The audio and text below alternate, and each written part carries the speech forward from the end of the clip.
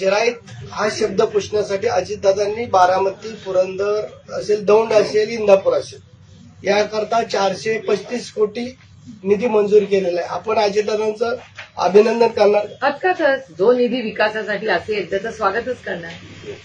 इंदापूर आणि बारामतीची प्रशासकीय बैठक पार पडली. काय नेमक्या प्रमुख अडचणी आहेत? उन्हाळा जरी असला, कमी पाऊस जरी चांगला झाला असला तरी मी बारामती लोकसभा मतदारसंघातल्या प्रत्येक तालुक्यात जाऊन स्थानिक जे काही छोटे मोठे मुद्दे असतात कार्यकर्त्यांचे असतात, मग काँग्रेसचे कार्यकर्ते असतील, शिवसेनेचे असतील किंवा राष्ट्रवादी काँग्रेस पक्षाचे असतील, मला दर 8-15 दिवसांनी जेव्हा मी मतदारसंघात येतेच तेव्हा चर्चा होते. कारण का पार्लमेंट चालू असताना मी दिल्लीला असते, उरलेला सगळा वेळ मतदारसंघात जेव्हा दौरे करतो तेव्हा कार्यकर्त्यांची छोटी मोठी कामं असतात. गावाचा एखादा रस्ता असतो, जलजीवन मिशनची कामं आता सगळी थांबलेली आहेत, मग अनेक रस्त्याची कामं थांबलेली आहेत. आता 1,00,000 कोटी रुपये हे देणं आहे ह्या सगळ्या इन्फ्रास्ट्रक्चरच्या गोष्टींना. त्यामुळे सगळे कार्यकर्ते का अस्वस्थ आहेत? कारण का नागरिक अस्वस्थ आहेत.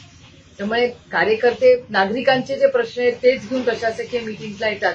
काही जलजीवन मिशनचं काम पूर्ण झालं आहे, रस्त्याचं काम अर्धवट राहिलेलं आहे, अंगणवाडीची लिस्ट आलेली नाहीये, असे अनेक मुद्दे याची चर्चा आणि मतदारसंघातला आढावा हा खरं तर मी घेतेय संपूर्ण माझ्या मतदारसंघातला. अनेक वेळा कलेक्टर लेव्हलला तो होतोच आणि दर महिन्यातून मी प्रशासनाची सगळी बारामती लोकसभा मतदारसंघाची रस्ते असेल, पाणी असेल, पीसीएमसी कॉर्पोरेशन असेल याचे जम्बो रिव्ह्यूज घेतात.